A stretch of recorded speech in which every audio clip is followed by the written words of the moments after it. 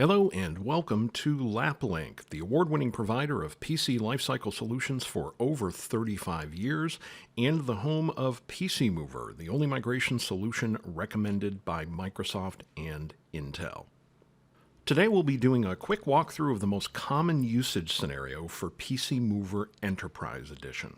First, we'll start with a quick overview of what PCmover does, followed by a walkthrough of the file-based transfer workflow. We'll do that manually using the PCmover GUI. Then we'll use a PCmover Enterprise policy to answer all of the GUI questions in advance and then turn off the entire GUI to allow for a zero-touch migration process. You can then use that to automate your migration process with any asset management system that offers remote job execution like SCCM, Ivanti Landesk, Altiris, Case, PDQ Deploy, and so forth, either for discrete migration projects or as part of your automated OS deployment process. Please note that there is a longer companion video to this one. That other video includes this content, but we also do a full walkthrough of each of the other three PCmover Enterprise migration workflows, including Direct Transfer, Image and Drive Assistant, and the Profile Migrator. But here we're going to focus on the file-based transfer since this is the workflow that is most suitable for automation. Finally, the content in this video is the same basic demonstration that we perform during live presentations. But of course, in a real-time discussion, we can talk in depth about how PCmover applies to your specific use cases. So I highly encourage you to arrange for a live meeting by sending an email to corpsales@laplink.com. So what is PCmover? Well, PCmover supports user migration to a new Windows environment. This could be a brand new PC that will be replacing an old PC. We call that a hardware refresh. Or it could be the same PC being reused after a re-imaging and redeployment to your current standard. We call that an operating system refresh.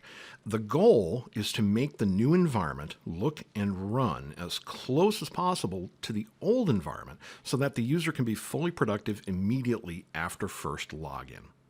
PCmover does this by offering the ability to transfer everything that makes up what we call the complete user personality. That includes everything from files and folders to user and application settings to applications themselves. The goal of this is to avoid post-migration callbacks from users who are missing things and the need to assign IT resources to remediate. So once again, we have an old Windows environment and a new Windows environment. Once we tell PCmover what we want to transfer, then it's a matter of getting all that information into the new environment. Fundamentally, PCmover can do this in two ways. The first method is a direct or live or streaming transfer. This only supports the hardware refresh use case where we have two machines, old PC and new PC. Direct transfer is a synchronous process where we run PCmover on both machines simultaneously and connect those machines together, typically through the LAN, but we also support direct cable connection options for use cases where a local network either isn't available or isn't reliable, or where network security settings prevent communication between endpoints. Direct transfer is rarely used in enterprise campus environments, not just because it only supports the hardware refresh use case, but that it's really designed for GUI interaction. It really isn't suitable for automation, which is something that most of our enterprise clients want. So now we have the second method, which is the file-based transfer. This is an asynchronous process that is performed in two steps. In step one, we run PCmover in the old environment and export the information we want into what we call a transfer file or moving van file. This file will be placed on external storage. Typically in a campus environment, this would just be a file share, but any external storage is fine, such as a USB attached disk. This is to support cases where you may not have a file server available, such as a small branch office or a home user. So once we've exported the information into the transfer file, in step two, we run PCmover in the new environment and simply import the information from the transfer file. Now, because this is a two-step process, it opens up the other primary use case of operating system refresh, where you want to reuse the same hardware. Just perform the export, then re-image the machine, and then import into the new environment. And once again, this file-based transfer method is also designed for automation, as you'll see in just a moment. Here we have a very basic demo environment. You can see I've actually got two machines here, old PC, new PC. The new PC is running Windows 10, and there's nothing installed in this other than what came with the operating system. So again, a very bare bones deployment. The Windows 7 PC, I've made some common changes just to throw some curveballs at this to see how PCmover handles it. First off, a very common scenario, maybe that my machine was working just fine, but it was running out of disk space. So I added a second disk drive to the machine that has some user data on it here. The new machine only has a single disk drive in it. So how do we handle the scenario with multiple local volumes in the original environment and only a single one in the new environment? Next step, another change. I have two user accounts on this machine and only a single user account on the new machine. So how do we handle that? And then finally, looking at applications, you can see I've got a couple things installed. I've got Chrome with my custom bookmark here to show that we handle that just fine. VLC occupies an interesting space. I'm using this to represent something that we call an unregistered application. Okay, so these are applications that do not follow the MSI setup process. And we see this quite a bit in homegrown applications or older applications. In this case with VLC, I simply downloaded a portable deployment of VLC, unzipped it, placed it in a random folder, and put a shortcut on my desktop. So again, just a demo of how we handle those unregistered applications. One other interesting thing to note here is that you'll see that PCmover is not installed on this machine. It's not installed on the Windows 10 machine either. And this is a key point when we're talking about automation. You do not need to have PCmover deployed to machines involved in a transfer. PCmover is portable, which means that you can run it directly from, for example, a network share or a USB stick. In an enterprise campus environment, typically it would be a network share, and that's actually what I am doing here. So what I also have in this environment is two folders shared from a file server. The first is the PCmover folder itself. So what I did was simply install PCmover to my local workstation and then copy the entire PCmover executable folder up to a network share. And this is where I'll be running PCmover on both of these machines, again, without installing it to either one. There is a second file share that I have created to hold the transfer file. Remember I talked about that with the file-based transfer process. We're going to export the information into this transfer file from the old environment and then import it into the new environment. So again, very common in a campus environment, just a simple network share to hold that information. So let's run PCmover. Again, PCmover is not installed. I simply created a shortcut there to the executable on the network share for a convenient demo. And here we have the four workflows that I mentioned at the top. Again, for this demo, we'll be focusing on the file-based transfer. Let's proceed with that. This is my old computer, and where should I store that transfer file? And I'm just going to call it my transfer.pcv. PCV is the associated extension for PCmover moving van files, transfer files. Hit next. A brief scan of the machine. Okay, the scan is finished.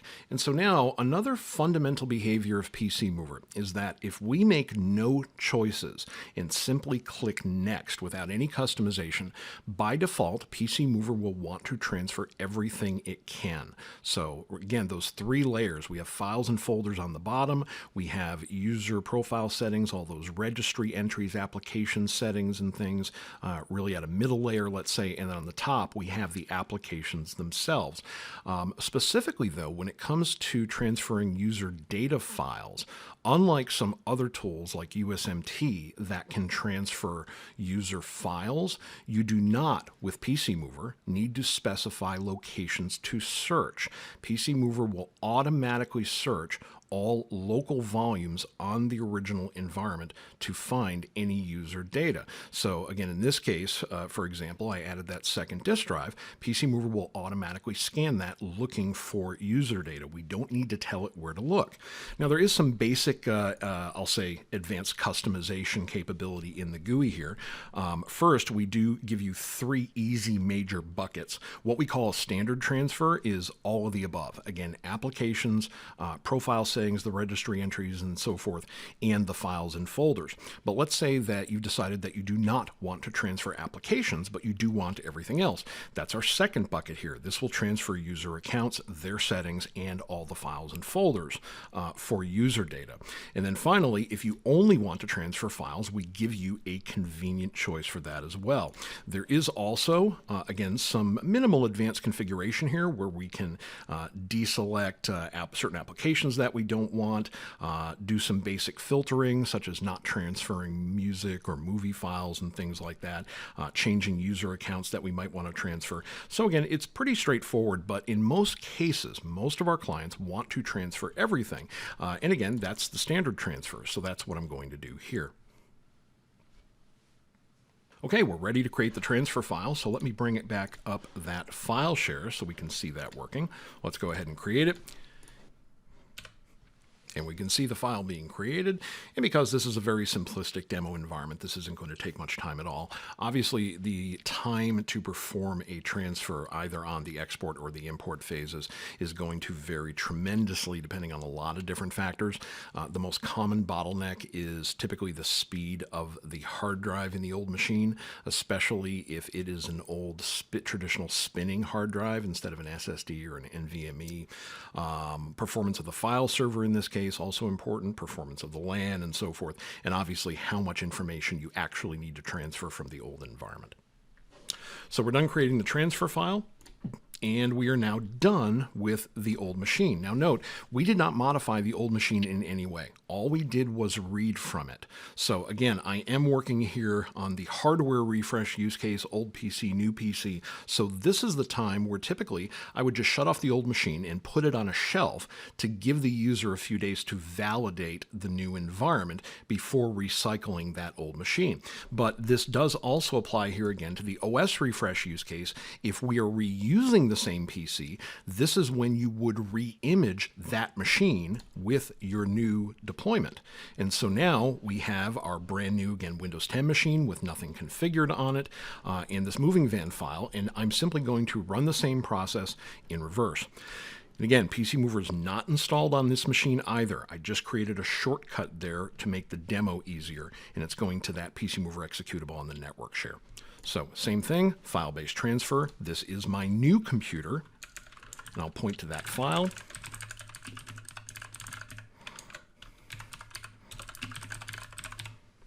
Hit next. Now, a few of those curveballs that I threw at it. So again, I mentioned I have 2 user accounts on the old machine, 1 user account on the new machine. So the default behavior of PCmover will be, unless you specify otherwise, to automatically create and populate secondary user accounts on the old environment. Again, you do have the option to override that. In fact, I'll do that here. Let's say don't transfer the second user account. But again, by default, it will transfer all user accounts. Now, this is useful in cases where you have shared PCs, kiosk PCs, conference room PCs. We do occasionally see regular endpoint users who also have multiple user accounts if they have some sophisticated software that wants its own service account, for example. So very common. We do see this pop up, but you have complete control over what gets transferred. Again, in this case, I'm only going to transfer the primary user demo 1. And the next thing PCmover found, again, remember in the old environment, I actually had 2 local disks. I only have 1 on the new machine. And you can see here the default behavior. Assuming there is sufficient space on the disk on the new machine, you can see what will happen. It will automatically transfer all that user information from those secondary local volumes into new folders that we will simply create off the C drive. So in this case, drive E will be mapped over to a drive E folder on the C drive of the new machine. And that's it. Unloading the transfer file. And because we are transferring the applications and profile information, we will require a reboot at the end of the process, which we'll do now. Okay, the machine has finished rebooting, so let's log into it and see what it looks like. Well, that looks familiar. This is my Windows 10 machine. As you can see that it brought over my wallpaper just as an example of user profile settings. My portable application came over just fine. Chrome is there with my bookmark. And finally, let's take a look at the C drive, again, single disk, and we can see now drive E with all that user data that was in the original environment. Now, the next step, and this is really important for testing. One thing we always like to stress is that you do want to test PCmover in your actual environment. Every environment is unique. Every environment has idiosyncrasies. So to make sure that PCmover is doing exactly what you want it to do, we do stress testing quite a bit. But let's say that I'm now testing this and I've performed a transfer, but I want to try something else. I want to do some changes. I don't like what I see, or I want to add additional things or make some different advanced selections. But I don't want to have to unwind manually everything that we just did. I mean, we just transferred a whole bunch of information into this new environment. How do I clean this up to get back to a pristine test? Well, what I can do is simply run PCmover again. Once we have completed a transfer, PCmover knows this, and we will be presented with a new option, which is undo. So I'm going to undo that transfer that we just did. And again, because of the registry entries and the applications, we will require a reboot to complete the undo. And that's what we'll do. The reboot has completed, so let's log back in. And you can see that it was returned to its original pristine condition. So now we get to the power of PCmover Enterprise through the use of policies. So the PCmover Manager is where we create these so-called policies. This is simply another executable that is located in the PCmover executable folder. Policies serve a number of different purposes. They can be used to enforce certain choices that we might make through the GUI. We can choose to allow those choices, deny them, show them, not show them. There's also some advanced configuration here for unique use cases where we might need to do advanced filtering of files and folders, your redirection of folders and users. I'm not going to walk through this whole thing because there are just a tremendous number of knobs and switches in here that we can adjust. But I do want to focus just on a couple of these nodes, because what I did here was create a policy that basically made all of the same choices that I made through the GUI. And then finally, after making all those choices on these other nodes, I turned off all of the screens in the GUI. So what we are left with is effectively a command line utility that performs all those actions that we did earlier through the GUI. So a couple nodes that I do want to show you here. User selection node. This is a very common setting. I remember I mentioned the kiosk PCs, conference room PCs. Conference room PCs in particular tend to be a bit problematic because, again, if they've been around for 5-6 years, maybe they've had 100 different users log into it, many of whom aren't here anymore, let's say. So we can actually take this opportunity to clean up those type of environments by doing a simple setting of logon days. And this simply says that rather than transferring all user accounts and profile information from the source environment, only transfer those who have logged in the past X number of days. Another thing we can do here under user mapping, you can see, remember that I chose not to transfer that second user account into the new environment. This is actually a very common thing that we see quite a bit. Back in the days before robust IT asset management and remote control and administration, there seemed to be a lot of those backdoor IT local admin user accounts on every user's machine.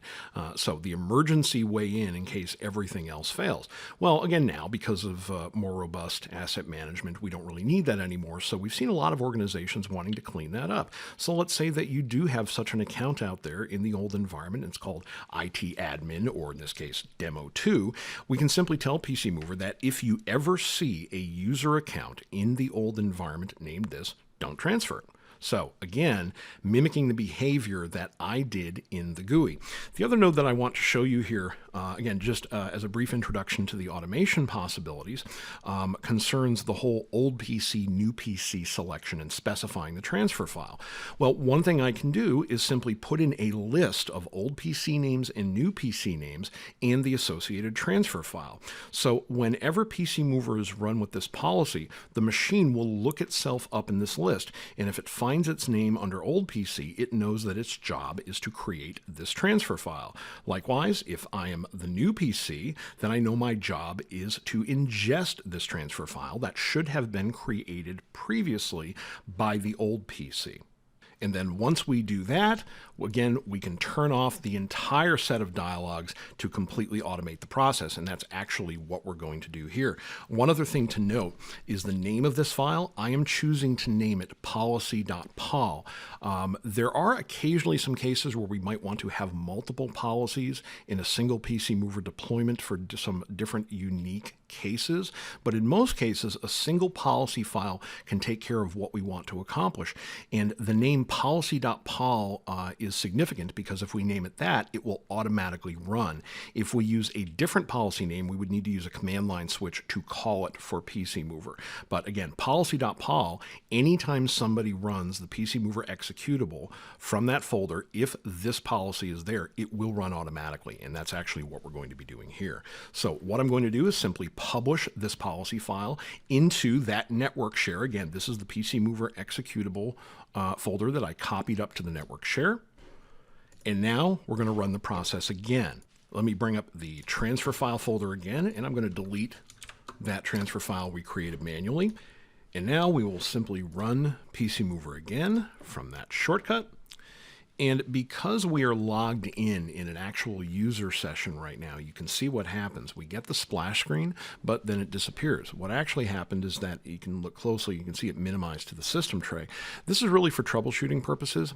If we are developing a policy for a zero-touch migration like this, and if we fail to answer a question that PCmover needs an answer to that we would typically do in the GUI. So if we forgot to specify old computer, new computer, transfer file, forget to enter our license information, for example, into the policy, PCmover will either exit immediately or will hang during the process and appear not to do anything. What we could then do would be to double click on that system tray icon and find out exactly where it's hanging so we can continue troubleshooting the policies. But if we've designed the policy properly, this is what we can expect. You can see the same thing happened. It performed that export the same way it did during the GUI, automatically without any touching involved. No interaction by anyone to do this.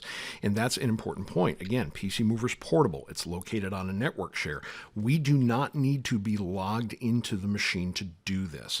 That's where the automation comes into play. So if you're using a remote execution system, again, SCCM or any of those other asset management systems, you could simply schedule a job that commands the machine to run PCmover at a time of your choice. And typically you'd use something like this, your software deployment account.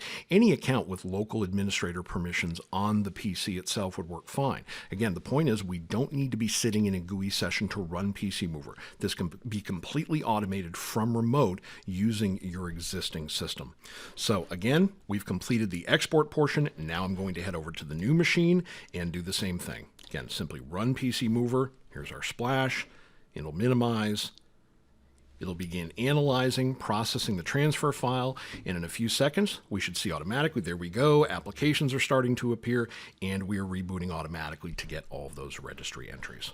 The reboot is complete, so let's log back into that machine. And we can see the exact same results as the manual transfer through the GUI. Remember, all we did was create a PCmover policy that answered all of the questions in advance, published it as policy.pol, and it worked perfectly. And that's it for the quick demo, how to perform a manual file-based transfer using the GUI, and then how to use PCmover policies to completely automate the same process. If you have any questions or want to discuss your specific use cases, set up a live demo and discussion by emailing corpsales@laplink.com.